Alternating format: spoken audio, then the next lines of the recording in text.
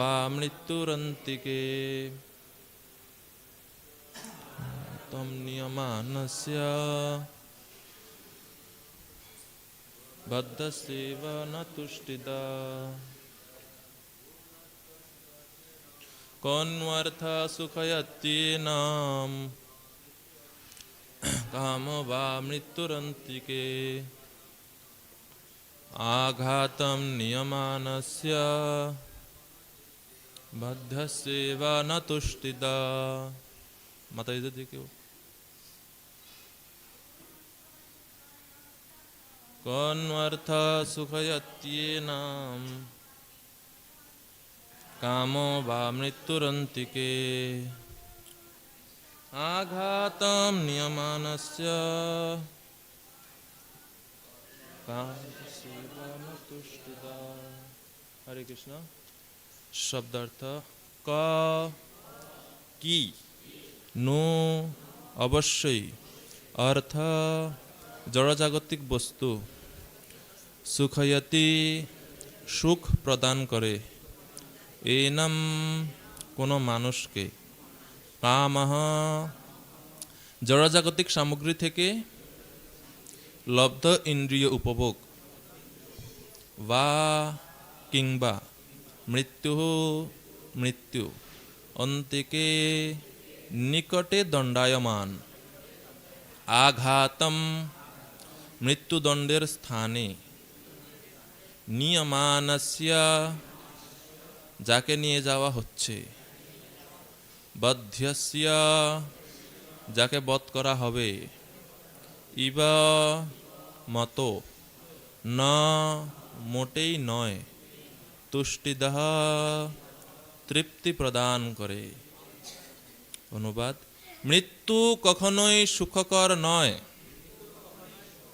এবং যেহেতু প্রত্যেক মানুষকেই ঠিক যেন দণ্ডপ্রাপ্ত অপরাধীর মতোই বদ্ধভূমিতে নিয়ে যাওয়া হচ্ছে, তাই জড়জাগতিক বিষয়বস্তুগুলো থেকে যা সুখ তৃপ্তি ভোগ করা যেতে পারে তা থেকে কতখানি সুখী বা মানুষ পেতে পারে। অনুবাদ আমি আরেকবার পড়ি। মৃত্যু কখনোই সুখকর নয় এবং যেহেতু প্রত্যেক মানুষকেই ঠিক যেন দণ্ডপ্রাপ্ত অপরাধীর মতোই বদ্ধভূমিতে নিয়ে যাওয়া হচ্ছে, তাই জড়জাগতিক বিষয়বস্তুগুলো থেকে যে সুখ তৃপ্তি ভোগ করা যেতে পারে তা থেকে কতখানি সুখী বা মানুষ পেতে পারে। তো প্রশ্নবোধকের মতো আসলে জগতে যেই বস্তুগুলোকে আমরা মনে করি সুখ দিবে তার থেকে আসলে কতটুকু সুখী বা আমরা পেতে পারি। তাৎপর্য সারা জগতে প্রথা আছে যে মৃত্যুদণ্ডপ্রাপ্ত মানুষকে পরম উপাদেয় শেষ খাবার খেতে দেওয়া হয়ে থাকে। মৃত্যুদণ্ডভোগী মানুষটির কাছে অবশ্য সেই ধরনের ভোজ নিতান্তই তার অবধারিত আসন্ন মৃত্যুর বার্তা বহন করেই আনে এবং সেই জন্যই সেই ভোজ তার কাছে মোটেই উপভোগ্য মনে হয় না। তেমনি কোনো সুস্থ মানুষের পক্ষেই জড়জাগতিক জীবনে সন্তুষ্ট হওয়া সম্ভব হয় না, কারণ মৃত্যু নিকটেই থাকে এবং যে কোনো মুহূর্তে তা আঘাত হানতে পারে। যদি কেউ বসবার ঘরের কাছেই একটি সাপকে নিয়ে বসে থাকে এবং বুঝতে পারে যে ওই সাপটি যে কোনো মুহূর্তে তার বিষাক্ত ফণা তার দেহে বিদ্ধ করতে পারে, তাহলে কেমনভাবে শান্তিতে সে ওই ঘরে বসে বসে দূরদর্শন উপভোগ কিংবা গ্রন্থপাঠ করতে পারবে? তেমনি নিতান্ত উন্মাদগ্রস্ত না হলে কেউই জড়জাগতিক জীবনে উৎসাহিত হতে কিংবা শান্তিপূর্ণ হয়ে থাকতে পারে না।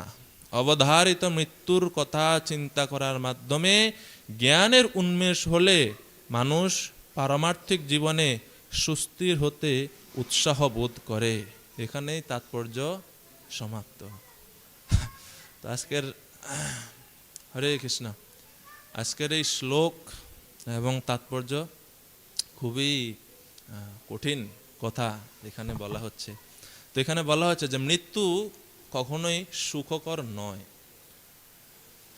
তো তুলনা দেওয়া হচ্ছে যে যেরকম একজন ব্যক্তি যার দণ্ডপ্রাপ্ত মানে মৃত্যুদণ্ড ঘোষণা হয়েছে, তাকে ফাঁসিতে ঝোলানো হবে একটু পরেই, তো তাৎপর্য যেটা ব্যাখ্যা করা হচ্ছে যে ফাঁসিতে ঝোলানোর আগে ওই অপরাধীকে শেষবার খাওয়ানো হয়, জিজ্ঞেস করা হয় কি খেতে মন চায় তোমার।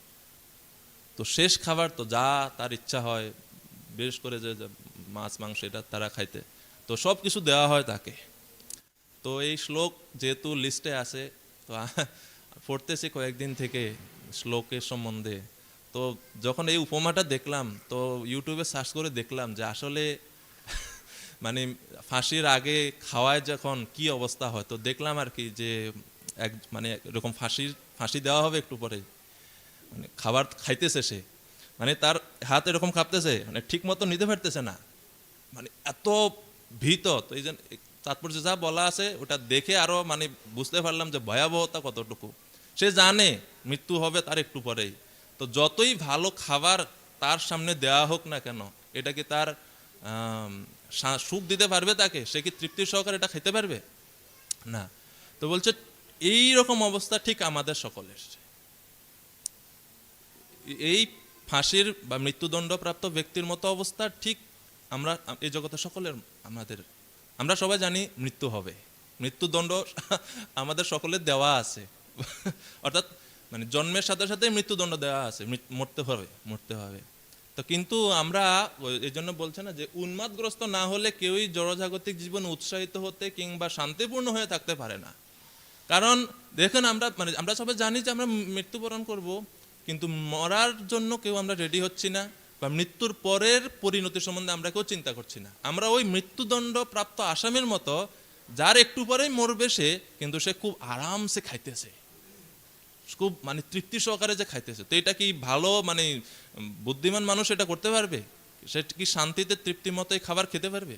তো বলছে এই জগতে আমাদের সকলের অবস্থা হচ্ছে সেম, যে আমরা সবাই জানি মরতে হবে, আমরা সবাই জানি অনিত্য সবকিছু, কিন্তু তারপরও আমরা কেন জানি কি কোনো একটা মোহের কারণে কেন জানি আমরা খুব আনন্দে আসি বা শান্তিপূর্ণভাবে থাকার ইচ্ছা করি। তো এই শ্লোকের ঠিক প্রাসঙ্গিক একটা ঘটনা মহাভারতে আমরা দেখতে পাই, যখন যুধিষ্ঠির মহারাজের সাথে যক্ষরাজের দেখা হয়, যখন 4 পাণ্ডব তারা তার প্রশ্নের উত্তর দিতে না পারে মৃত্যুবরণ করে জল খেতে গেছে, মৃত্যুবরণ করছে। শেষে যুধিষ্ঠির গিয়ে যখন যক্ষরাজের সাথে দেখা হয়েছে তখন বললেন, খুব সুন্দর কাহিনী এটা, যক্ষ আর যুধিষ্ঠির সংবাদ মহাভারতে। তো তখন বলছে তুমি জল খেতে পারবে এবং যদি আমার প্রশ্নের উত্তর দাও, ঠিক আছে? তখন যুধিষ্ঠির বলছে ঠিক আছে, আমি চেষ্টা করবো আপনার প্রশ্নের যথাযথ সঠিক উত্তর দিতে হবে। তো যুধিষ্ঠির মহারাজকে অনেক প্রশ্ন করছে এবং প্রশ্ন উত্তরগুলো খুবই খুবই সুন্দর এবং খুবই দরকারি। কোনো এক সময় হলে আমরা আলোচনা করব। তো এর মধ্যে অনেকগুলো প্রশ্নের মধ্যে একটা গুরুত্বপূর্ণ প্রশ্ন যক্ষ জিজ্ঞেস করছে, দুঃখ কি? তো তখন যুধিষ্ঠির মহারাজ বলেন যে দুঃখ হচ্ছে এটাই যে মানুষ তার আগত যে কোনো সময় মৃত্যুবরণ করবে, কিন্তু সে এটাকে বুঝতে পারে না, এটা হচ্ছে তার দুঃখ। এরপরে আরেকটা প্রশ্ন করছে যে এই জগতে সবচাইতে আশ্চর্য জিনিস কি? তো তখন যুধিষ্ঠির মহারাজ উত্তর দেয়, বিখ্যাত শ্লোক আমরা সবাই জানি, অহনি অহনি ভূতানি গচ্ছন্তি ইয়মালয়ম শেষা স্থাবরম ইচ্ছন্তি কিম আশ্চর্যম অতঃ পরম। যে প্রতিদিন আমরা দেখছি যে আমাদের আশেপাশের অনেক মানুষ মারা যাচ্ছে, খালি মানুষ কেন, কত জীব মারা যাচ্ছে প্রতি মুহূর্তে, কত লক্ষ লক্ষ জীব মারা যাচ্ছে। কিন্তু যারা এখন আমরা জীবিত আছি, আমরা কিন্তু ভাবি না যে আমাকেও মরতে হবে। আমরা সবাই ব্যস্ত আছি কিভাবে এই জগতে একটা পার্মানেন্ট, একটা স্থায়ী বসবাস, একটা স্থায়ী জায়গা, একটা শান্তিপূর্ণ সুখে শান্তিতে থাকার একটা বন্দোবস্ত করার জন্য আমরা সবাই ব্যস্ত।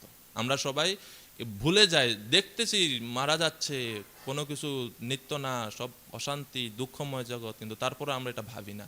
তো যুধিষ্ঠির মহারাজ বলছেন এটি হচ্ছে সবচাইতে বড় আশ্চর্য এই জগতে, যে মানুষ প্রতি মুহূর্তে দেখতেছে যে সবকিছু ধ্বংস হচ্ছে, কিন্তু তারপরেও সে মনে করে যে আমার এটা ভালো থাকবে, আমার এটা স্থায়ী থাকবে, আমি তো মরবো না। ওই যে ছাগলের মতো, এটাকে বলা হয় ছাগল বুদ্ধি।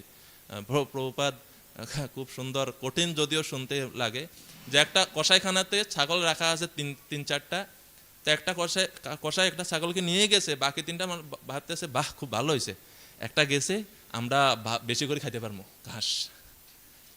আরেকটা নিয়ে গেছে, তো বাকি দুইটা তো মহা আনন্দে যে যাক এখন আমরা দুইজন খালি, আর কেউ নাই। আর যখন একটাকে নিয়ে যায়, একটা অবশিষ্ট থাকে, তখন সেভাবে সব ঘাস আমার, আমি খাইমো সব কিছু। আর যে ছাগলকে নিয়ে যাচ্ছে, এরা কই যাচ্ছে কি হচ্ছে খেয়াল থাকে না। জয় শ্রী শ্রী রাধা মাধব কি, জগন্নাথ বলদেব সুভদ্রা মহারানী কি। তো এই হচ্ছে জগতের আমাদের সকলের অবস্থা। বেশিরভাগ সময় আমরা ভুলে যাই যে আমাদেরকেও তো মরতে হবে, এবং আমরা মৃত্যুর পরবর্তী জীবনের জন্য আমরা কোনো ধরনেরই পরিকল্পনা বা কোনো চেষ্টা আমরা করি না। তো এই হচ্ছে এই জড়জগতের অবস্থা। তো এই জন্য আমরা একটু সময় আপনাদের সকলের কাছে প্রার্থনা করি একটু আলোচনা করার এই বিষয়ে। তো মহাভারতে বলা হচ্ছে যে আসলে এই জগৎটাই তো ভগবান ভগবদ্গীতায় বলেছেন দুঃখালয়ম অশাশ্বতম, এই জগৎটা হচ্ছে দুঃখের আলয়। বা শ্রীমদ্ ভাগবতমের দৃষ্টি থেকে যদি আমরা দেখি, পদম পদম ইয়দ বিপদম প্রতি পদে পদে বিপদ। শ্রীমদ্ ভগবদ্গীতা আরেক জায়গায় ভগবান বলছেন অনিত্যম অসুখম লোকম ইমাম প্রাপ্য ভজস্ব মাম। অর্জুন, এই জগৎ হচ্ছে অনিত্য এবং অসুখ। অনিত্য মানে নিত্য নয়, ধ্বংস হয়ে যাবে, যা কিছু আপনি বানাইতেছেন ধ্বংস হবে, অথবা আপনি নিজে ধ্বংস হবেন। আর অসুখম মানে সুখ নাই এখানে। আবার বিপরীতভাবে ভগবান বলছেন ভক্তিযোগ বর্ণনা করতে গিয়ে রাজগুজ্জ যোগে, রাজগুজ্জ জ্ঞান সম্বন্ধে, যে সুসুখম কর্তুম অব্যয়ম, ভক্তিটা হচ্ছে সুসুখম, আর জড়জগৎ হচ্ছে অসুখম, মানে পুরো বিপরীত একটা জায়গা এটা। তো মহাভারতে বর্ণনা করা হচ্ছে যে এই জগতে যারা ভগবত ভক্তিহীন বা নিজেকে উদ্ধার করার জন্য বিন্দু মাত্র চিন্তা করে না, তাদের অবস্থা সম্বন্ধে একটা খুব সুন্দর রূপক গল্পের মাধ্যমে বোঝানো হচ্ছে যে এক পথিক, এক বণিক তার ব্যবসা শেষ করে বনের রাস্তা দিয়ে সে বাড়ি ফিরছে। বণিক তো অনেক গহীন জঙ্গল, ডেন্স ফরেস্ট, যেটার মানে খুবই গাছপালাতে পরিপূর্ণ জায়গা। সে রাস্তা যেতে যেতে হঠাৎ করে রাস্তা হারিয়ে ফেলছে, মানে সামনে আর কোনো রাস্তা, কোনো দিক পাচ্ছে না যে কিভাবে কোন রাস্তায় গেলে সে এই বন অতিক্রম করতে পারবে। এরকম একটা মোহের মধ্যে, একটা ধাঁধার মধ্যে পড়ে গেছে, এই রাস্তা যাবো না এইটাতে যাবো, এটাতে বুঝতে পারছে না। এরকম একটা পরিস্থিতিতে ওই পথিক পড়ছে। ঠিক ওই সময় এক ভয়ঙ্কর হিংস্র পশু তাকে পিছন থেকে ধাওয়া করা শুরু করছে। গহীন জঙ্গল, তার সে একা, এবং সে দৌড়াইতেছে এই ভয়ঙ্কর পশুর হাত থেকে রক্ষা পাওয়ার জন্য। দৌড়াচ্ছে দৌড়াচ্ছে দৌড়াচ্ছে, হঠাৎ করে দৌড়তে দৌড়তে সামনে এক পিশাচি তার সামনে এসে উপস্থিত। পিশাচি মানে বুঝেন তো, অনেক ভূতের মতো পিশাচি তার সামনে, তাকে সামনের থেকে আসছে তাকে আক্রমণ করার জন্য। এখন পিছন থেকে হিংস্র পশু, সামনে থেকে পিশাচি, কোন দিকে যাবেন? তো পাশের দিকে দৌড় দিছে, মানে সামনে ডানে বা বামে যে কোনো একদিকে দৌড় দিছে। গিয়ে যখন দৌড়তেছে ওইদিকে, তখন সামনে দেখলো এক পাগলা হাতি। কিন্তু হাতিটা একটা অদ্ভুত ধরনের হাতি। এই হাতির 12টি পা এবং 6টা মাথা, এবং পাগলা সামনে, পাগলা হাতির সামনে এসে উপস্থিত। সে হাতির থেকে বাঁচার জন্য সে বিপরীত দিকে দৌড়ানো শুরু করছে। তখন সে মানে ভয়ে দৌড়তে দৌড়তে ভয়ে সে এই সবগুলোর হাত থেকে বাঁচার জন্য এক কুয়োর মধ্যে সে লাফ দিছে, মানে গর্ত লাফ দিছে। কিন্তু দুর্ভাগ্য, মানে পড়ে যেতে যেতে কুয়োতে সে একটা গাছের ডাল ধরে মানে ঝুলে আছে, একটা গাছের ডাল ধরে ঝুলে আছে। আমরা সবাই জানি এই কাহিনী। কুয়োতে পানি নাই, শুকনা কুয়া, আর দেখতেছে নিচে এক বিষধর সাপ, অজগর, বিশাল অ্যানাকোন্ডা হা করে আছে, হা করে বসে আছে ক্ষুধার্ত অবস্থায়। কারণ ওই সাপ এখানে আটকে গেছে, ও অনেকদিন ধরে খাবার পাচ্ছে না ঠিকঠাক মতো। এত বড় একটা ফিস্ট চলে আসছে তার সামনে, বুড়া মানুষ একটা খাইলে মোটামুটি 5-6 মাস আর তার খাওয়া লাগতো না। হা করে সে রেডি হচ্ছে উপরে ওঠার জন্য। আর উপর দিক থেকে তো ওই বাঘ, হিংস্র পশু তাকে ধরার জন্য প্রচেষ্টা করছে। যে ডাল ধরে আছে সে ডালটাও অত্যন্ত দুর্বল, আর 2টা ইঁদুর সেই গাছের ডালের গোড়াটা কাটতেছে, একটা সাদা ইঁদুর, একটা কালো ইঁদুর। এই রূপক কাহিনীর মাধ্যমে আমরা যে জগতে কত সুখে আছি তার একটা দৃষ্টান্ত, এখানে একটা সুন্দর উপমা এখানে দেওয়া হচ্ছে। তো রূপক কাহিনী মানে হচ্ছে একটা জিনিস দিয়ে আরেকটা জিনিস বোঝানো এরকম। তো হিংস্র পশু কি আসলে ভয়ানক জন্তু, যে হিংস্র পশু পিছন থেকে তাড়া দিচ্ছে, সেটা হচ্ছে আমাদের এই জগতে বিভিন্ন ছোট বড় বিভিন্ন ধরনের ব্যাধি, রোগ, অসুখ বিসুখ জন্ম মাত্রই না, জন্মের মানে মাতৃগর্ভ থেকেই অসুস্থতা শুরু, আর এটা প্রকাশ হয় জন্মগ্রহণের পরপরই। দেখেন আপনারা ছোট ছোট বাচ্চারা কত মানে নিউমোনিয়া হয়ে যায়, এই সেই, মানে জন্মের পর থেকে আমাদের এই এই এই জন্তুর আক্রমণ শুরু। আর এই জগৎকে বনের সঙ্গে তুলনা করছে এই কারণে, মানে এত ভয়ঙ্কর অবস্থা, কোন দিকে যাবেন কুল কিনারা নাই, কোন দিক দিকে গেলে যে এই বন অতিক্রম করে আমি আমার লক্ষ্যে পৌঁছাতে পারবো বুঝতে পারবেন না, এই জন্য এটাকে জঙ্গলের সঙ্গে তুলনা করছে, ভয়ঙ্কর। তারপর হচ্ছে পিশাচি হচ্ছে বৃদ্ধ অবস্থার সঙ্গে তুলনা করা হচ্ছে, বৃদ্ধ অবস্থা যে বার্ধক্য যেটা, সেটা হচ্ছে পিশাচির ন্যায় তুলনা করছে। বার্ধক্যের সময়ে কত ক্লেশ ভোগ করতে হয়, কত কষ্ট ভোগ করতে হয়, তা বলার বা বোঝানোর দরকার নাই, সবারই আমাদের অভিজ্ঞতা আছে। বার্ধক্য কেন, যুবক অবস্থায় কত ক্লেশ কত কষ্ট, আর বৃদ্ধ হলে তো উপায় নাই। তারপরে এই যে হাতি, যেটাকে তুলনা করেছে, হাতি হচ্ছে 12টি পা আর 6টি মাথা, এটা হচ্ছে 6টি ঋতু এবং 12টি মাস এর প্রতীক। হাতি, পাগলা হাতি, এই হাতির হচ্ছে আমাদের আয়ুর প্রতীক। আয়ু, এভাবে আমরা এই জরা ব্যাধি থেকে বাঁচার চেষ্টা করতেছি এবং এইভাবে আমাদের আয়ুটা শেষ হয়ে যাচ্ছে ক্রমশ। এরপরে বলা হচ্ছে যে সাপ নিচে, কুয়োর নিচে, এটা হচ্ছে মৃত্যু, যেটা আমাদেরকে গ্রাস করার জন্য সে প্রস্তুতি নিচ্ছে ধীরে ধীরে। আর যেটা সাদা কালো দুটো ইঁদুর, এগুলো হচ্ছে দিন এবং রাত্রির প্রতীক, যেটা প্রতি মুহূর্তে আমাদের মৃত্যুর মুখে ঠেলে দিচ্ছে। ডাল ভেঙে পড়লেই তো শেষ সাপের মুখে, তো এটা হচ্ছে মৃত্যুর মুখে। এই হচ্ছে এই জড়জগতে আমাদের করুণ অবস্থা। কিন্তু আমরা ভাবতেছি ওই এই মৃত্যুদণ্ড প্রাপ্ত আসামির মতো আমরা খাবার নিয়ে খুব ব্যস্ত আছি, ভুলেই গেছে যে আমার একটু পরে ফাঁসিতে চড়তে হবে। তো শ্রীমদ্ ভাগবতম আমাদের প্রমাণ। শ্রীমদ্ ভাগবতমের দিক থেকে যদি আমরা দেখি, বিদুর মহাশয় বলছেন মৈত্রেয় ঋষির কাছে যে আমাদের এই জগতের মানুষের অবস্থাটা কেমন। তিনি বলছেন সবাই চায় সুখ, সুখের জন্য চেষ্টাও করে, কিন্তু কেউই আর সুখ নামক বস্তুর সন্ধান পায় না। সুখায় কর্মাণি করোতি লোকে নতৈ সুখম বান্যদুপারমম বা বিন্দেত ভূয়স্ততএব দুঃখম যদত্র যুক্তম ভগবান বদেন্ন। সবাই সুখের জন্য চেষ্টা করে, তো সুখ তো পায় না, দুঃখটাও দূর হয় না, উল্টা দুঃখ আরো বাড়তে থাকে। এই হচ্ছে বিষয়াসক্ত মানুষদের অবস্থা। এবং তিনি আরো বলছেন সোহম নৃণাম ক্ষুল্ল সুখায় দুঃখম মহাদ্গতানাম বিরমায় তস্য প্রবর্তয়ে ভাগবতম পুরাণম যদাহ সাক্ষাৎ ভগবান ঋষিভ্য।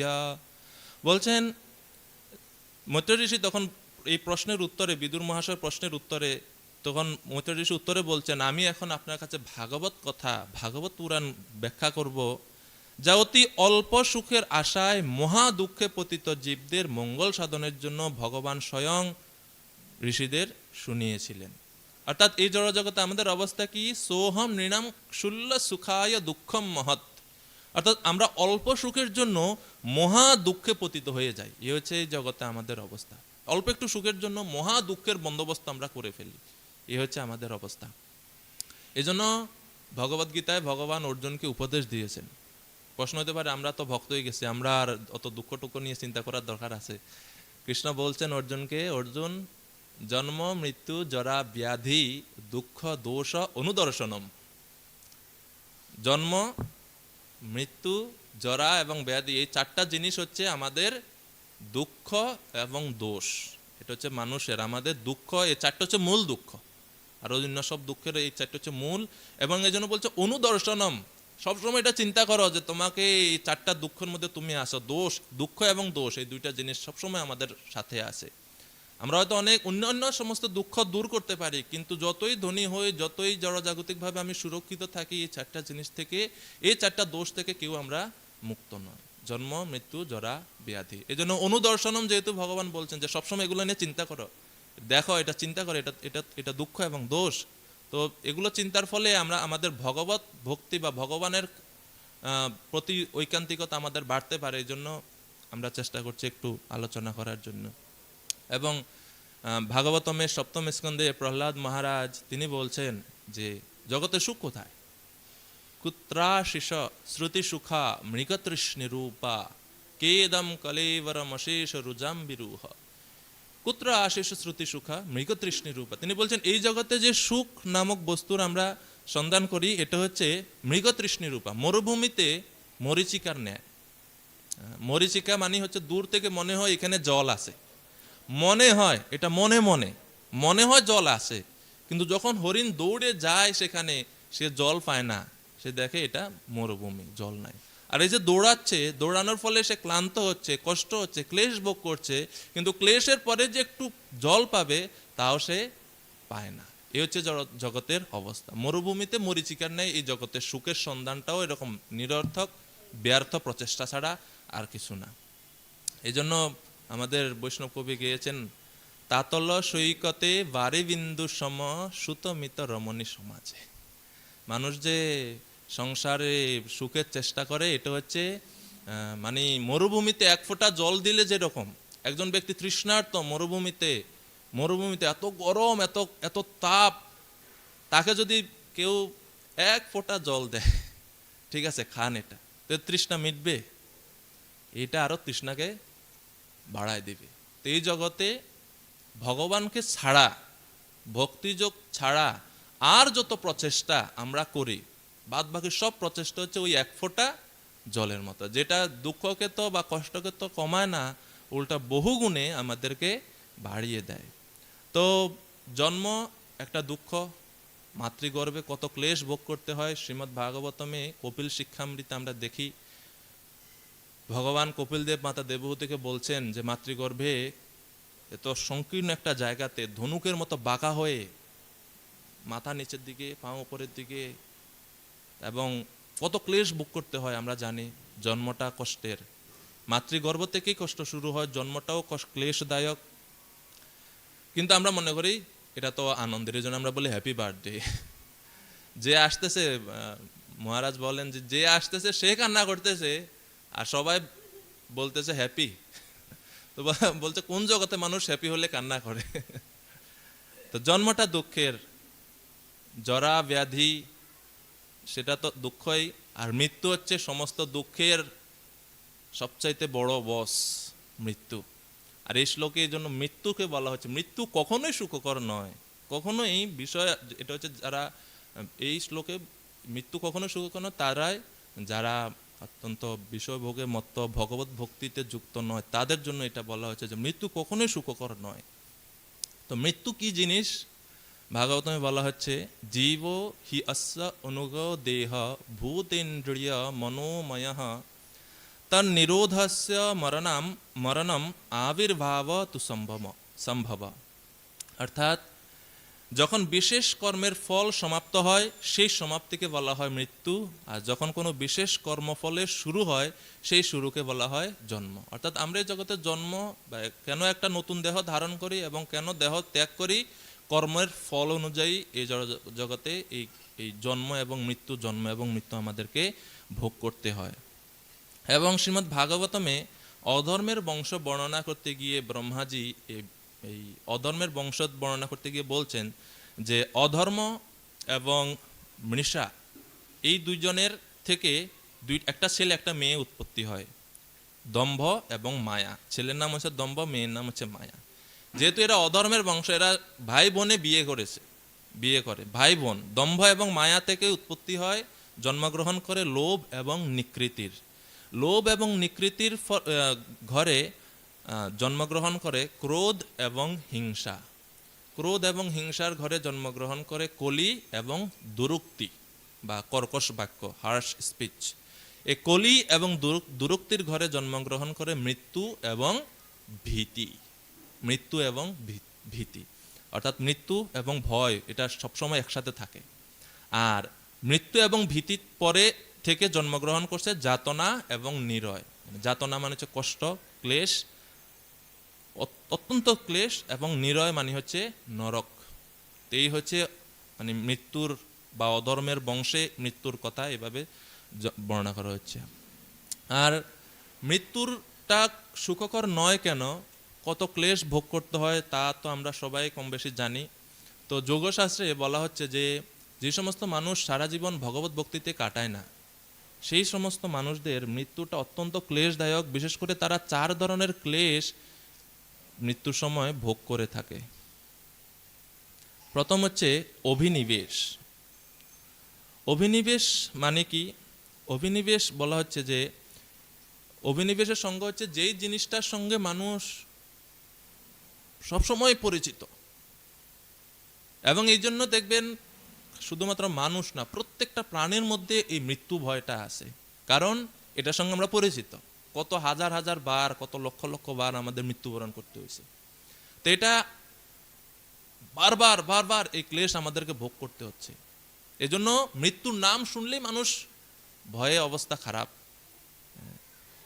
এবং এরপরে হচ্ছে মোহ।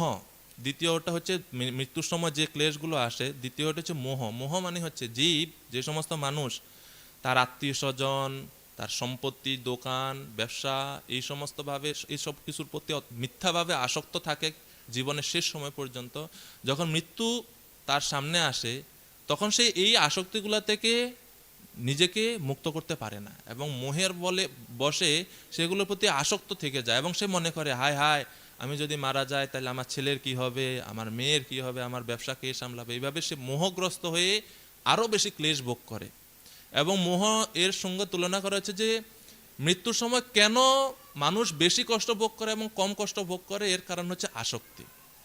যেরকম 2টা কাগজ যদি সুপার গ্লু দিয়ে আমি যদি একসাথে করে দিই, এটা যদি আমি ছুটাতে চাই, এটা ছুটবে? ছুটতো না, সহজে ছুটতো না, এটা ছিঁড়ে যাবে, কাগজ ছিঁড়বে, কিন্তু তারপর ওই জয়েন্টটা সহজে ছাড়ে না। তো ঠিক এরকম আসক্তি হচ্ছে এরকম ওই গ্লুয়ের মতো, যেটা আত্মার সঙ্গে দেহের একটা এমন একটা মানে বন্ধনী সৃষ্টি করে, এটা ছাড়ে না।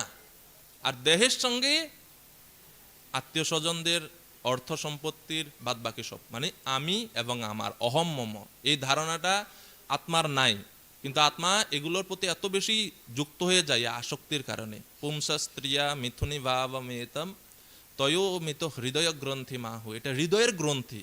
এই গ্রন্থিটা, এই বন্ধনীটা, এই গ্লুটা, এই যে আঠাটা, এটা বাইরে দেখা যায় না, এটা দৃশ্যমান না, এটা অদৃশ্যমান, এটা হৃদয় গ্রন্থি, এটা হৃদয়ের ভিতরে, এটা স্নেহের একটা বন্ধনী এখানে এই অবিদ্যার দ্বারা সৃষ্টি হয়।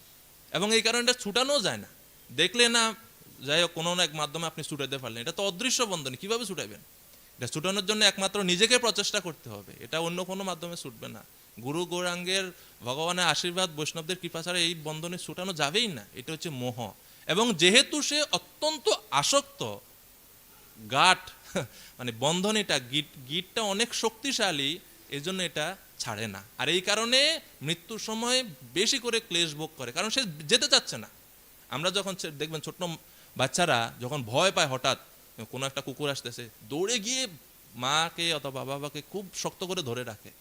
এই ব্যক্তি যখন মৃত্যুর সময়, যে বিষয়াসক্ত মানুষ মৃত্যুর সময় যখন দেখে যে যমদূতরা আসছে, তার আমরা একটু পরে পড়বো, যমদূতদের ভয়ানক তাদের চেহারা, মানে বলা হচ্ছে লাল লাল চোখ, করাল বদন, মানে দাঁত বড় বড় বের হয়ে আসতেছে, ভয়ঙ্কর তাদের চেহারা। যখন দেখে সে আরো এই দেহের প্রতি আত্মীয় স্বজনের কাছে যেতে চায়, আত্মীয় স্বজনের কাছে আশ্রয় চায়, রক্ষা করার জন্য প্রার্থনা করে, এইভাবে সে আরো বেশি শরীরের মধ্যে থাকার জন্য মানে আসক্ত হয়ে যায় আরো বেশি ভয়ে। কারণ তার জ্ঞান নাই, সে বুঝতে পারে, সে মনে করে যে মৃত্যুটা একটা অস্বাভাবিক জিনিস। কিন্তু শঙ্করাচার্য, শ্রীপাদ আদি শঙ্করাচার্য, তিনি বলছেন যে নলিনী দলগত জলমতি তরলম তদ্বৎ জীবিত অতিশয়, অর্থাৎ এই জগতে জন্মটা বা জীবিত থাকাটাই হচ্ছে আশ্চর্য, মৃত্যুটা আশ্চর্য নয়। কেন? জীবনটা কিরকম আশ্চর্যের, তিনি বলছেন এই পদ্ম পাতার উপরে যে জল টলমল করে, টলমল করতেছে। এইরকম হচ্ছে জীবন। মানে আমরা যে বেঁচে আছি এটাই আশ্চর্য। মৃত্যুটা হচ্ছে আমাদের অন্তিম একটা স্থান, কিন্তু ওই মোহগ্রস্ত ব্যক্তি, সে যেহেতু সারা জীবন ভক্ত সঙ্গ করে নাই, গীতা ভাগবত আদি অধ্যয়ন করেননি, বা নিজেরও কোনো প্রচেষ্টা ছিল না, এই কারণে সে আরও বেশি ক্লেশ ভোগ করে। এটা হচ্ছে দ্বিতীয় ক্লেশ। 3 নম্বর হচ্ছে অনুতাপ। অনুতপ্ত বোধ ওই সময় ওই ব্যক্তির সামনে এসে উপস্থিত। অনুতাপটা কেমন? যখন দেখে যে আমাকে তো মরতেই হবে, কিন্তু আমি সুযোগ থাকা সত্ত্বেও, আমার জ্ঞান থাকা সত্ত্বেও আমি আমার এই সময়কে, মনুষ্য জীবনকে কাজে লাগাই নাই। আমি জব করি নাই, আমি ভক্তি অনুশীলন করি নাই, আমি অন্যের সঙ্গে খারাপ আচরণ করছি, এই সমস্ত। তখন সে সারা জীবনে যেই মানে এই যে সুযোগটা যে সে ব্যবহার করেনি, এর কারণে সে অনুতপ্ত বোধ করে। অনুতাপ সে ভিতরে অনুতপ্ত হয় খুব বেশি, এবং অনুতাপের কারণে আরও বেশি ক্লেশ সে ভোগ করে। যা হ্যাঁ আমি কি করলাম, এখন তো আমার সময় নাই, এখন যে আমি 1 মালা জব করব, মানে মৃত্যুটা এমন একটা বিষয়, মানে 1 সেকেন্ড এদিক সেদিক করার কোনো সুযোগ নাই। এখন যে আমি একটু জব করব, সময় নাই, টাইম শেষ। এটা। চতুর্থ হচ্ছে যে বলা হয় যে এই আত্মা, যে জীবাত্মা, সে মৃত্যুর সময় যমদূতদেরকে দেখে, এবং নরকের কিছু দৃশ্য এই দেহে, মানে মৃত্যুর সময়ে জীবাত্মার সামনে যমদূতেরা দেখায় তারে। আর এইটা দেখে তার ভয় এবং দুঃখটা আরো বেশি বেড়ে যায়। এটা হচ্ছে চতুর্থ দুঃখ। মানে এখনো নরকে গেছে না, কিন্তু বলা হয়েছে যে যমদূতরা যখন আসে তাকে নেওয়ার জন্য, মানে কিছু ফলস, মানে মিথ্যা কিছু রূপ দেখায়, যেগুলো নরকে তাকে ভোগ করতে হবে। এগুলা তখন সে যখন দেখে, তখন তো মানে সে আরো বেশি ভীত হয়ে যায়, আরো বেশি ভয়ানক, আরো বেশি কষ্ট সে এরকম ভাবে ভোগ করে। এবং কয়েকদিন ধরে এটা ভাবতেছি যে অনেক কোথাও কোথাও বলা হয় যে মানে একটা দেহ ত্যাগ করার পরে আরেকটা দেহ ধারণ করে। আবার আমরা জানি যে না, মৃত্যুর পরে আমাদেরকে স্বর্গ অথবা নরক এখানে গিয়ে শাস্তি ভোগ করে বা পুণ্য ভোগ করার পর এরপরে আমাদের দ্বিতীয় দেহ ধারণ করতে হয়। তো এই ব্যাপারে আসলে কোনটা ঠিক, আসলে কোনটা হয়? তো বর্ণনা করা হচ্ছে যে পূর্ব শরীর ত্যাগ করে পরক্ষণেই দ্বিতীয় শরীর ধারণ করতে পারে তারাই, যাদের ওই যে মানে তারাই যারা মনে করেন পূর্ব জীবনে ভক্তি টক্তি করছেন, যোগ অনুশীলন করলেন। বিশেষ করে ভক্তদের ক্ষেত্রে এটা হয় যে ওনার আর কোনো নতুন কর্মফল নাই, পূর্ণ অথবা পাপ কিছু নাই, উনি ভক্তি অনুশীলন করছেন কিন্তু পূর্ণ করতে পারেননি, সাথে সাথে উনি পরের জন্মে আরেকটা দেহ ধারণ করবেন, যেন ওই দেহে গিয়ে তিনি বাকিটা তিনি সম্পন্ন করতে পারেন। অর্থাৎ যাদের কর্মফল এর সংখ্যা 0, তারাই মৃত্যুর পরপরই নতুন একটা দেহ সে ধারণ করে। আর নাইলে যাদের কর্মফল আছে, জয় শ্রী শ্রী রাধা মাধব কি, জগৎগুরু শিলা প্রভুপাদ, জগন্নাথ বলদেব সুভদ্রা মহারানীকে জয়, তাদেরকে অবশ্যই পাপ অথবা পুণ্যফল ভোগ করে তারপরে সে দ্বিতীয় দেহ বা পরবর্তী তার মৃত্যুর সময় চিন্তা এবং তার কর্মফল অনুসারে তার যে দেহ ধারণ করা দরকার সেই দেহ সে ধারণ করে। এই হচ্ছে জীবের মানে পরবর্তী মৃত্যুর পরের অবস্থা। তো বলা হচ্ছে যে মৃত্যুটা ক্লেশদায়ক। শ্রীমদ্ ভাগবতমে আমরা দেখতে পাই, শ্রীমদ্ ভাগবতমে 3য় স্কন্ধে মৃত্যুর সময়ের মানুষের বর্ণনা এখানে দেওয়া হচ্ছে যে যখন মৃত্যুর সমাগত হয় এবং ব্যক্তি যখন এই দেহ ছাড়তে চায় না, তখন তাকে নিদারুণ ক্লেশ ভোগ করা লাগে। এর মধ্যে বলা হচ্ছে যে কারা মৃত্যুর সময় কষ্ট ভোগ করে, আর কেউ কেউ আছে মৃত্যুর সময় এত ক্লেশ ভোগ করে না। কারা মৃত্যুর সময় ক্লেশ ভোগ করে? যারা ভগবত ভক্তি করে নাই, এই পৃথিবীতে থাকতে কোনো পুণ্যকর্ম করে নাই, দান বা ক্ষুধার্তকে জল, খাদ্য দান, তৃষ্ণার্তকে জল দান, এই সমস্ত পুণ্যকর্ম যারা করে নাই, অথবা যারা ভগবত ভক্তি বিহীন, সেই সমস্ত মানুষই মৃত্যুর সময় অধিক ক্লেশ ভোগ করে এবং তারা যমদূতদেরকে দেখতে পায়, ভয়ঙ্কর রূপ। আর যে সমস্ত মানুষ পুণ্যবান, মানে পুণ্য সংখ্যা খুব বেশি, তারা যমদূতদের এই ভয়ানক রূপ তারা দেখে না। তাদের কাছে যমদূতেরা পাপীদের কাছে যমদূতদের বা যমরাজের ভয়ানক দৃশ্য তাদের সামনে আসে। আর যারা পুণ্যবান তারা কিভাবে জমালয়ে যায় এর বর্ণনা করা হচ্ছে যে প্রগীত গন্ধর্বগণা প্রনৃত্য অপ্সরা সঙ্গনা হার নপুর মাধুর্য শোভিতানি উত্তমানি চ। অর্থাৎ যারা পুণ্যবান তারাও সবাইকে পাপ করেন অথবা পুণ্য করেন ধর্মরাজের কাছে যাওয়া লাগে, যেহেতু উনি বিচার করে স্বর্গে নরকে পাঠানোর। তো পুণ্যবান ব্যক্তিকেও ওই যমরাজের এখানে যাওয়া লাগে, কিন্তু তাদের যাওয়াটা আনন্দদায়ক। বলা হচ্ছে যে তারা যখন গমন করেন চারদিকে গন্ধর্বরা তারা গান গায়, অপ্সরারা নৃত্য করে, হার নূপুর সমন্বিত অপ্সরা নৃত্য করে, এবং এইভাবে আনন্দে এবং অতি অল্প সময়ের মধ্যে ওই ব্যক্তি কোথায় যায়? ধর্মরাজের কাছে। এবং এরপরে ধর্মরাজ বা যমরাজ তিনি তাদেরকে তাদের কোথায় কোথায় যাবে, স্বর্গে যাবে, সেখানে তারা গমন করে। কিন্তু যারা মানে পাপ করছেন বেশি বা পাপের পরিমাণ খুব বেশি, তাদেরকে নরকে গমন করতে হয়। তো মৃত্যুর পরপরই কি হয়, আর আমাদের মনুসংহিতা বলা হচ্ছে বা শ্রীমদ্ ভাগবতমে বলা হচ্ছে যে মৃত্যুর পরেই যখন আত্মা শরীর থেকে বের হয়, আত্মা যখন শরীর থেকে বের হয়, আমরা জানি যে এক দেহ থেকে আরেক দেহে যখন যায় দুইটা জিনিস পরবর্তী দেহ, এক হচ্ছে আত্মা আর আত্মার সাথে সূক্ষ্ম শরীর। কিন্তু পতঞ্জলি ঋষি তিনি যোগশাস্ত্রে বলছেন যে তিনটা জিনিস আমরা সবসময় বহন করি আমাদের সাথে সাথে।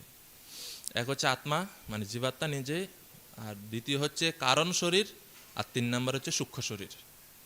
এখন কারণ শরীরটা কি জিনিস?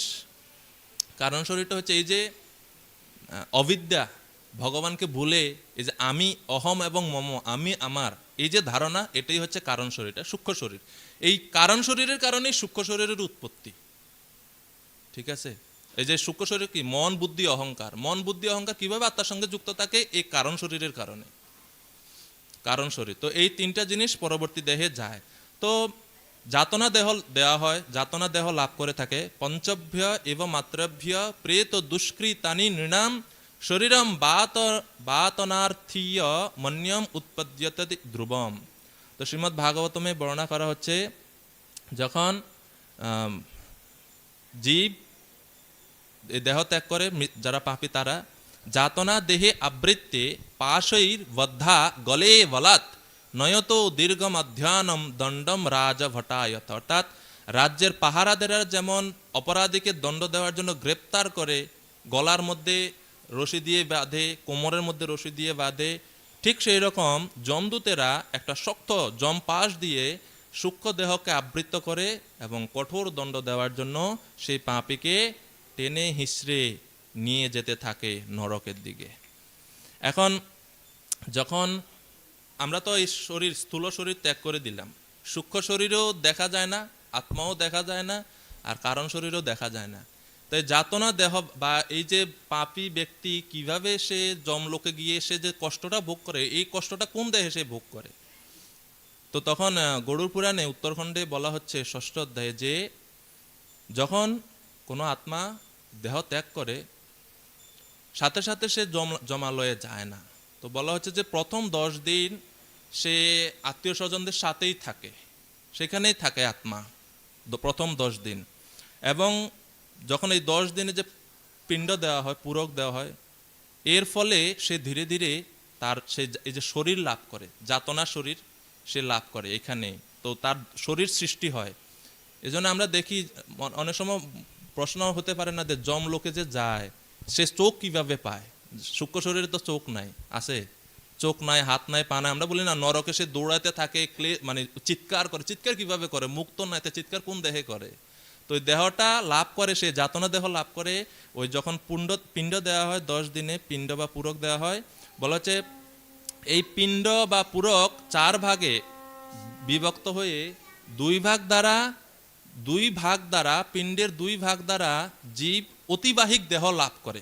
অতিবাহিক মানে এমন একটা দেহ যেটাকে খুব দ্রুত, মানে যে দেহতে খুব দ্রুত যমদূতরা নিয়ে যায়, এটাকে বলা হয় অতিবাহিক দেহ। 2 ভাগ দ্বারা সেই অতিবাহিক দেহ সে লাভ করে। আর তৃতীয় ভাগে পিণ্ডের একটা ভাগ সে যমদূতেরা পায়। যমদূতেরা এই পিণ্ডের একটা ভাগ পায়। তো এই জন্য যে সমস্ত মানুষ মৃত্যুর পরে মানে পিণ্ড দেয় না, তখন যমদূতেরা ওই আত্মারা বেশি করে মারে। তুই কি বেটা, তোর কোনো বংশধররা তোর নামে কোনো পিণ্ড কিছু দেয় না, আমরাও ক্ষুধা মানে তৃষ্ণা কিছু খাইবার টাইবার পাই না। তো এই জন্য যেরকম মানে একটা উদাহরণ, যে যদিও এটা ঠিক না, মানে মনে করেন কোনো কেউ আইনের লোক কারোর ধরছে, অনেক সময় যদি ঘুষ টুস দেয় তো ছাড়া পায় বা একটু মারধর কম করে। আর তুই কি রে, তোর নামে কেউ কিছু দেয় না, জল পানি কিছু দিচ্ছে না, তো তোর আরো রাগ করে আরো বেশি করে মারে। তো একটা ভাগ যমদূতেরা পায় এবং এর ফলে পাপ মানে যে আত্মা এর ক্লেশটা একটু কম হয়। আর চতুর্থ ভাগে মৃত ব্যক্তি এটা গ্রহণ করে, চতুর্থ ভাগটা সে খায়। কেননা তো বলা হচ্ছে কিভাবে 10 দিনে তার পিণ্ডজ দেহ লাভ করে। প্রথম দিনের পিণ্ডের ফলে সে মস্তক লাভ করে, দ্বিতীয় দিনের সে চক্ষু কর্ণ নাসিকা লাভ করে, তৃতীয় দিনে কণ্ঠ 2 বাহু এবং বক্ষ লাভ করে, চতুর্থ দিনে নাভি লিঙ্গ এবং গুহ্যদেশ লাভ করে, পঞ্চম দিনে জানু জঙ্ঘা এবং পদদ্বয় লাভ করে 2 পা, ষষ্ঠ দিনে চর্ম, সপ্তম দিনে নাড়ি, অষ্টম দিনে দন্ত ও লোম, নবম দিনে বীর্য শক্তি সামর্থ্য এবং দশম দিনে তখন ওই শরীরে ক্ষুধা বোধ আসে, সে ক্ষুধা লাগে, সে ক্ষুধা পায়, তৃষ্ণা পায়, তখন সে তার বংশধরদের কাছে খেতে চায় জল খাবার। তো এই জন্যই একাদশ মানে 11 দিনের শ্রাদ্ধার সময় শ্রাদ্ধ অনুষ্ঠান করতে হয়, অথবা 11 দিনের দিন যদি একাদশী তিথি আসে তাহলে দ্বাদশী মানে 12তম দিনে ভগবানকে নিবেদিত যে বিষ্ণু ভগবান যে প্রসাদ ওই ব্যক্তির উদ্দেশ্যে নিবেদন করলে তখন ওই ব্যক্তির আত্মাটা কি হয়, সে মানে খাবার পায়, জল পায়, সে শান্তি লাভ করে। এবং এই 13 দিনের দিন যমদূতেরা ওই জীবাত্মাকে নিয়ে রওনা হয় সংযমনীপুরে মানে যমরাজের বাড়ির দিকে।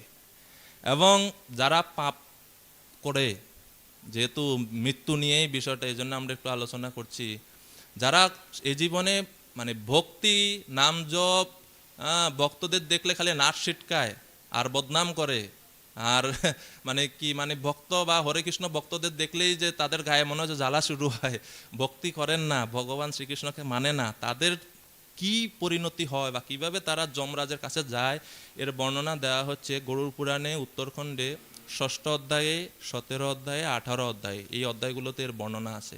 তো 13 দিনের দিন যমদূতেরা জীবাত্মাকে বেঁধে দক্ষিণ দিকে টেনে নিয়ে যায়। তো আমরা জানি ভাগবতমে যে আমরা আছি ভূলোকে, এর নিচে আরো 7টা লোক আছে, অতল, বিতল, সুতল, তলাতল, মহাতল, রসাতল, পাতাল, এবং এই পাতালেরই দক্ষিণ দিকে হচ্ছে নরকের অবস্থান, সেখানে নরক। তো এই জন্য দক্ষিণ দিকে তাকে টেনে নিয়ে যায়। এবং যমলোক কত দূরে জানেননি এখান থেকে? ভাগবতমের গরুড় পুরাণে আছে যে ভূলোক থেকে যমলোকের দূরত্ব হচ্ছে 86,000 যোজন, মানে 1 যোজন সমান 8 মাইল বা কিলোমিটার হিসাব করলে 12.8 কিলোমিটার। তো এইভাবে 86,000 যোজন মানে হচ্ছে 6,88,000 মাইল অথবা 11,800,000 কিলোমিটার এখান থেকে যমলোকের দূরত্ব। এত দূর রাস্তা যেতে হয়, এই এই আত্মাকে যমদূতেরা টেনে নিয়ে যায়। এবং যখন যায় 16টা স্টেশন পড়ে, যেরকম এখান থেকে যদি ঢাকা যাওয়া হুট করে তো আর ট্রেন ঢাকা যায় না, না ট্রেনে যদি আমরা যাই মাঝে মাঝে স্টেশনে থামে না, তো 16টা নগরই ওই আত্মাকে অতিক্রম করতে হয়। এবং সময় লাগে, গরুড় পুরাণে বর্ণনা করা হয়েছে 348 দিন। প্রতিদিন তাকে 247 যোজন পথ অতিক্রম করতে হয়। তো যারা পাপী তাদের এই রাস্তাতেই তারা তাদের ক্লেশ কষ্ট ভোগ করা শুরু হয়, আর যারা পুণ্যবান তারা কোনো কষ্ট পায় না।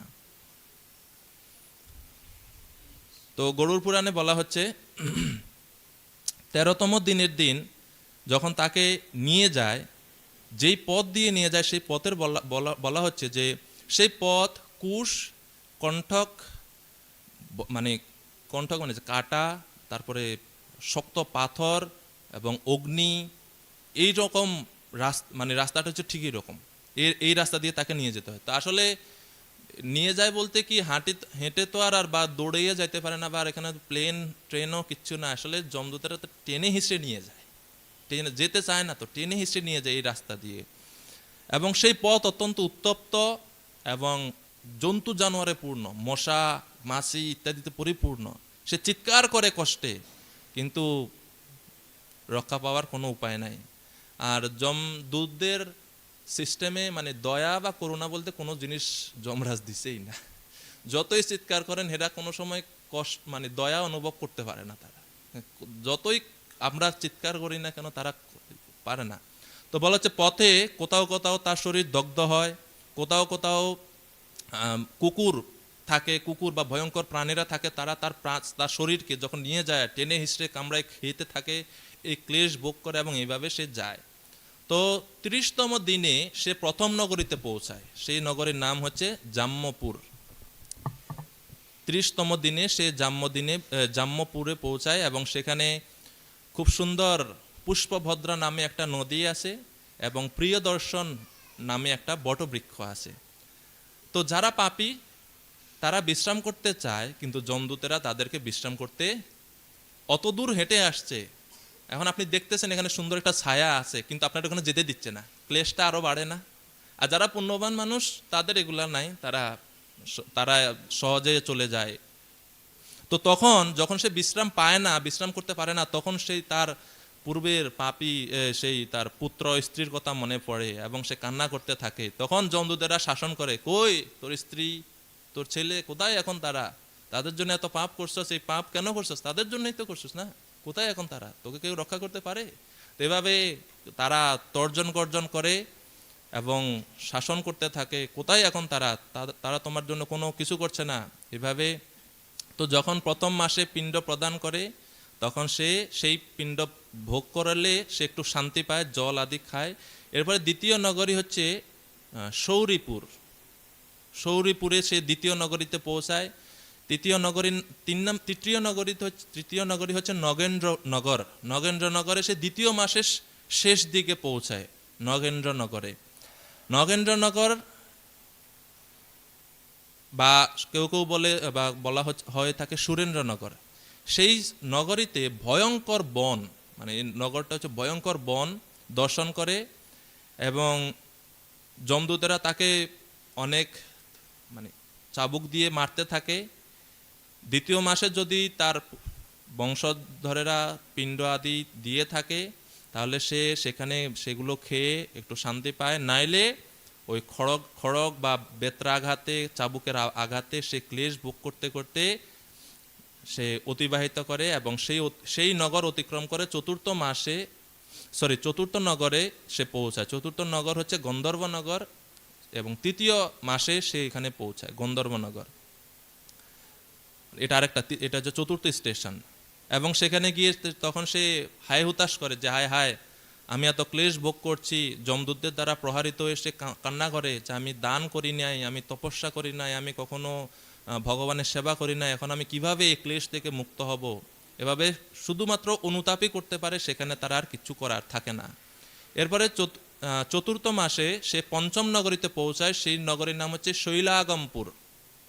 শৈল শব্দের অর্থ হচ্ছে পাথর, শৈল মানে শিলা, পাথর। অর্থাৎ এই নগরের বৈশিষ্ট্য হচ্ছে এখানে খালি উপর থেকে পাথর বৃষ্টি হয়। কয়েকদিন আগে শিলা বৃষ্টি হয়েছে, দেখছেন বড় বড় সব টিন ছিদ্র হয়ে গেছে, গাড়ির গ্লাসটা ভেঙে গেছে। তো এইখানে এই শৈলাগমপুরে শুধু পাথর বর্ষণ হয়। অর্থাৎ এই যে আবার এই পাথর আবার যমদূতদের গায়ে লাগে না, খালি যে ব্যক্তি পাপী আছে তার গায়েই লাগে। তো এইভাবে পুরো এই নগরী অতিক্রম করতে করতে পাষাণের আঘাতে মানে কি অবস্থা, হ্যাঁ চিন্তা করুন, অত বড় বড় পাথর যদি পড়ে, এটা তো ছোট ছোট পাথর না, কি অবস্থা হয়, ভয়ঙ্কর অবস্থা। তখন সে কান্না করতে করতে তখন এটা মনে করে যে আমি না জ্ঞান মার্গ অনুশীলন করলাম, না যোগ মার্গ অনুশীলন করলাম, না ভক্তি যোগ অনুশীলন করলাম, না সাধু সঙ্গ করলাম, না কৃষ্ণ কথা শুনলাম, কিচ্ছু করলাম না, আমার এই ক্লেশ কিভাবে আমি মুক্ত হবে এই ক্লেশ থেকে? তো যমদূতেরা তখন বলছে খা মা, আরো খা, এরকম তারা আরো কষ্টটাকে বাড়ায়। পঞ্চম মাসে ব্যক্তি ষষ্ঠ নগরীতে পৌঁছায়। সেই নগরীর নাম হচ্ছে ক্রূরপুর। ক্রূর, সেখানেও অনেক কষ্ট ভোগ করে, বেশি বর্ণনা না করি। তারপরে ষষ্ঠ মাসে প্রথমে সে পৌঁছায় সপ্তম নগরীতে। সপ্তম নগরী হচ্ছে ক্রৌঞ্চপুর। ক্রৌঞ্চপুরে সে পৌঁছায়। ক্রৌঞ্চপুরে উপস্থিত হয়ে সেখানে মুহূর্ত বিশ্রাম করে, এবং সেই সময় সে ওই যে পিণ্ড আদি দান করে পরিবারের, সেইগুলো সেই জল বা শ্রাদ্ধ পিণ্ডে জল খাদ্য গ্রহণ করে, আর নাইলে বিশ্রাম করে সে পুনরায় পরের নগরীতে তার যাওয়ার জন্য যমদূতেরা তাকে তাড়না করতে থাকে। এরপরে ষষ্ঠ মাস চলাকালীন সময়ে, মানে ষষ্ঠ মাসের শুরুতে তো আসলো সপ্তম নগরীতে, ষষ্ঠ মাস চলাকালীন সময় মাঝামাঝিতে সে যায় অষ্টম নগরে। অষ্টম নগরীর নাম হচ্ছে বিচিত্রনগর। তো বিচিত্রনগর এই রাজ্যের বিচিত্র নামে একজন রাজা আছে, এবং তিনি হচ্ছেন যমের অনুজ, মানে যমরাজের ছোট, এরকম বলা হয় এখানে বলা হচ্ছে। তো সেই বিচিত্র নগরীতে গিয়ে সে একটু সময় থাকে। ষষ্ঠ মাসে যদি পিণ্ড জল আদি ভোজন করে পুনর্বার সে সেখান থেকে গমন করে। এরপরে ষষ্ঠ মাসের শেষ দিকে সে বৈতরণী নদীর কিনারে যায়। বৈতরণী নদী আছে, খুব সুন্দর নদী, খুব সুন্দর নদী। সেই নদীতে খুব সুন্দর রক্ত, পুজ এবং ঘৃণিত আরো এই সমস্ত বস্তু দ্বারা এই নদী পরিপূর্ণ। এই নদী বৈতরণী নদী, এবং এই বৈতরণী নদীর আয়তন বলা হচ্ছে 100 যোজন বিস্তীর্ণ। 100 যোজন মানে 1 যোজন মানে 8 মাইল, এখন 100 যোজন মানে 800 মাইল। তো যারা পুণ্যবান মানুষ, যারা এই পৃথিবীতে থাকতে বা শ্রাদ্ধের সময় যে গাভী টাভি দান করে, গাভী দান করলে বলা হয়, এখানে বলা হচ্ছে যে গাভী দানের ফলে সে নৌকা লাভ করে এই নদী পার হওয়ার জন্য। আর যদি সেটা না হয় তাহলে সে ওই মল মূত্র রক্ত পুজে পরিপূর্ণ এই ভয়ঙ্কর এই নদী মধ্য দিয়ে তাকে নেওয়া হয়, এবং তাকে নৌকাতে উঠতে দেয় না। যমদূতেরা নৌকা করে যায় এই নদীর উপর দিয়ে, আর ওই ব্যক্তি ওই জল ওটার মাঝখান দিয়ে যায়। আর এর উপরে কাক, উল্লুক, শুকন এই সমস্ত পাখিরা তাকে, যেরকম নদীতে যখন মাছ যায় শকুন বা চিল ঝাপটা মারে না, আক্রমণ করে না, এইরকম তাকে মানে খাওয়ার জন্য এরা ক্লেশ প্রদান করে থাকে। আর তখন সে ওই পাপী ব্যক্তি সে মানে হায় হুতাশ করে, অনুতাপ করে যে হায় হায়, আমি কোনো সময় দান করি নাই, কোনো পুণ্যকর্ম করি নাই, বৈষ্ণবদের কোনো সেবা করি নাই, আমি এই বৈতরণী নদী আমাকে কে এখান থেকে আমাকে রক্ষা করবে। এভাবে তারপরে সে নদী অতিক্রম করতে হয়। সপ্তম মাসে সে পৌঁছায় নবম নগরী। নবম নগরীর নাম হচ্ছে বিহাবাদপুর। এরপরে অষ্টম মাসে দশম নগরীতে পৌঁছায়, নাম হচ্ছে দুঃখদপুর। এরপরে নবম মাসে সেই ব্যক্তি পৌঁছায় একাদশতম নগরী, যেটা হচ্ছে নানাক্রন্দপুর। নানাক্রন্দপুরের অতি দুঃখ দুর্দশা সেখানে সে ভোগ করে। নানাক্রন্দপুর হয়েছে এই কারণে যে এখানে সবাই কান্না করতেছে চতুর্দিকে। কেন কান্না করতেছে? কারণ এখানে চতুর্দিকে খালি মুষল আঘাত। মুষল আঘাত মানে বুঝেন, মুষল মানে মুগুর জাতীয় জিনিস, খালি ডান্ডা চতুর্দিক থেকে দেখা যাচ্ছে না কে মারতেছে, কোন দিক থেকে মারতেছে, কিন্তু খুব খালি মায়ের পড়তেছে পিঠের উপরে। এভাবে সে খালি কান্না করতে থাকে, এবং তখন তার স্ত্রীর কথা মনে হয় যে হায় হায়, আমার সেই সুন্দর স্ত্রী এখন রূপ কোথায়, আমার পুত্ররা কোথায়, কে আমাকে এই মুষল প্রহার থেকে রক্ষা করবে। এভাবে অনুতাপ, খালি বিলাপ ছাড়া আর ওইখানে কিচ্ছু করার নাই, খালি দুঃখ ভোগ করা ছাড়া আর কিছু করার নাই। তো এইভাবে তারপরে নবম মাসে সেখানে পিণ্ড জল ভোজন করে এরপরে 12তম নগরের দিকে পৌঁছায় দশম মাসে, সেটা হচ্ছে সুতপ্ত নগর। সুতপ্ত নগর মানে হচ্ছে বোঝা যায় এখানে মানে অত্যন্ত তপ্ত যায় এই নগরীটা। এরপরে 13তম নগর হচ্ছে রৌদ্রপুর। 11তম মাসে প্রথম দিকে সে রৌদ্রপুরে পৌঁছায়। এরপরে 11তম মাসের মাঝামাঝির দিকে সে 14তম নগর পুয়বর্ষণপুর, এই নগরীতে সে পৌঁছায়। এরপরে 11তম মাসের শেষ দিকে 15তম নগর সীতাঢ্যপুরে সে পৌঁছায়। সীতাঢ্যপুর এখানে মানে আবহাওয়া মানে তাপমাত্রা -50-60 না, আরো ভয়ানক। আর এখানে সে অত্যন্ত শীত, মানে শীতযুক্ত স্থান, সে ক্লেশ ভোগ করে। পুণ্য কর্মকর্তা করে নাই তো বস্ত্র কই পাবে, বস্ত্র পায় না, ক্লেশ ভোগ করে এভাবে। এরপরে বলা হচ্ছে যে এইভাবে সে অতিক্রম করে বছরের শেষে 12তম মাস মানে বছরের শেষ দিকে 16তম নগরীতে পৌঁছায়। 16তম নগরীর নাম হচ্ছে বহু ভীতিপুর। এবং এই নগরীর এখানে এসে তারপর সে এই নগরী থেকে সে দূর থেকে দেখতে পায় সংযমনীপুর, যেটা হচ্ছে যমরাজের আলয়, যেখানে যমরাজ থাকে। তো যমরাজ সেখানে অবস্থান করেন এবং এই পাপী ব্যক্তিকে যমরাজ দণ্ড দান করেন এবং দণ্ডর ফলস্বরূপ সে তার কর্মফল অনুযায়ী বিভিন্ন নরকে গমন করে। শ্রীমদ্ ভাগবতমে 28 প্রকার, 28টা বর্ণনা আছে, আর গরুর পুরাণে আরও আছে, আরও অনেক বর্ণনা আছে নরকের। এবং এইরকম ক্লেশ ব্যক্তি ভোগ করে থাকে। এখন প্রশ্ন হচ্ছে, ক্লেশ তো শুনলাম বহুত কিছু আছে, এখন এর হাত থেকে রক্ষা পাওয়ার উপায় কি? এর জন্য শ্রীমদ্ ভাগবতম, পুরো ভাগবতমে আমরা দেখি অনেক ভক্তদের জীবনী, যেখানে আমরা দেখতে পাই যে তারা কিভাবে মৃত্যুকে মানে অবলীলাক্রমে মৃত্যুকে অতিক্রম করে তারা ভগবানের ধামে ফিরে গেছেন। শুরুতেই যদি আমরা দেখি পরীক্ষিত মহারাজ, তারপরে ধ্রুব মহারাজ, প্রহ্লাদ মহারাজ, বৃত্রাসুর, এরা দেখিয়েছেন আমাদেরকে যে কিভাবে মৃত্যুবরণ, আর্ট অফ ডাইং ইংরেজিতে বলে, যে কিভাবে মৃত্যুবরণ করতে হবে, অন্তে নারায়ণ স্মৃতি কিভাবে লাভ করতে হয়, এটা ওনারা দেখিয়েছেন। পরীক্ষিত মহারাজকে আমরা দেখতে পাই যে মৃত্যু ভয় বা এই যম যাতনা থেকে রক্ষা যদি পেতে হয় একটাই মাত্র উপায়, আর সেটা হচ্ছে ভগবত ভক্তি। তো পরীক্ষিত মহারাজ বলছেন যে ধসত্যলম গায়ত বিষ্ণু গাথা, আমাকে তক্ষক দংশন করুক, সমস্যা নাই, আপনারা ভগবানের গুণমহিমা বর্ণনা করুন, ভগবানের কথা শ্রবণের ফলে আমি আর মৃত্যুর ক্লেশ আর আমাকে স্পর্শ করতে পারছে না। এবং বৃত্রাসুর তিনি বলছেন যে আমি মৃত্যুর ভয়ে ভীত নই, কারণ মৃত্যু তো অবশ্যই বরণ করতে হবে, কিন্তু আমি জানি যে আমি ভগবানের কাছে ফিরে যাব। তো ইন্দ্রকে বৃত্রাসুর আরো বলছে, তুমি তাড়াতাড়ি আমাকে মারো, আমি যেতে চাই ভগবানের কাছে। এরকম ভাবে আমরা দেখতে পাই। তো এই জন্য মৃত্যুর হাত থেকে যদি কেউ রক্ষা পেতে চায়, যমদূতদেরকে উপদেশ দিতে গিয়ে শ্রীমদ্ ভাগবতমে যমরাজ নিজে বলছেন যে হে আমার অনুচরগণ, হে আমার যমদূতগণ, যমদূতেরাই তো নেয় আত্মাদেরকে না, হে আমার অনুচরগণ, এই জগতে এই পৃথিবীতে দুই ক্যাটাগরির মানুষ আমার উপরে, তারা আমার ঊর্ধ্বে থাকে এবং তারা আমার অধীনে থাকে না কখনো। কারা তারা? এক, ভগবান যিনি স্বয়ংসম্পূর্ণ স্বাধীন, তিনি আমার প্রভু, তার উপরে আমার কোনো অধিকার নাই। আর দুই হচ্ছে তার দূতেরা, প্রায়েণ দূতা ইহবৈ মনোহরা চরন্তি তদ্রূপ গুণ স্বভাবা।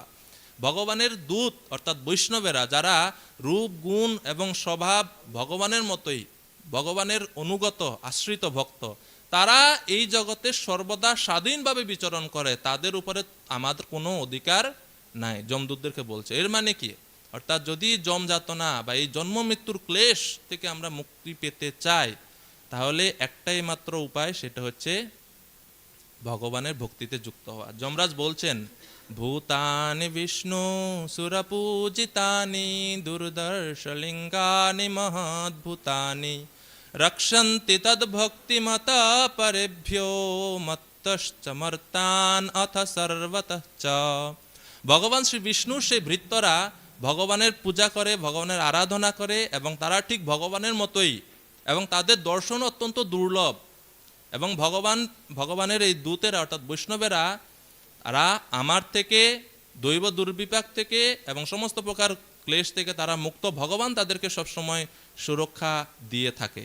এরপরে এখন যমদূতরা বলছে, আমরা অত কঠিন কঠিন কথা বুঝি না, সহজ করে বলেন কাদেরকে আনবো আর কাদেরকে আনবো না, অত কঠিন ফিলোসফি বুঝি না। তো তখন বলছেন, নাম উচ্চারণ মাহাত্ম্যম হরের পশ্যত পুত্রকা অজামিলোপি নেব মৃত্যু পাশাত মুচ্যত।